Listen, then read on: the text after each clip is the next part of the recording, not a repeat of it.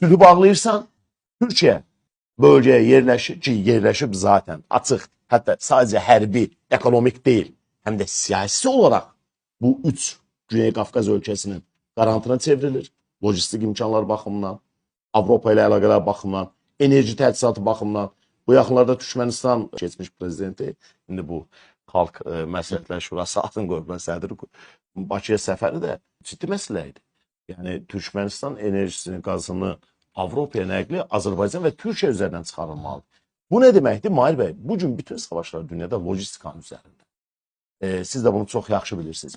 Mənim demək istədiyim nədir? Yeni mərhələyə keçiddə birinci başlıca faktor sülh müqaviləsinin bağlanmasıdır. Bunu edə bilsək, əzizim, Rusiyanın təsir imkanları tamamilə bölgədən atılacaq.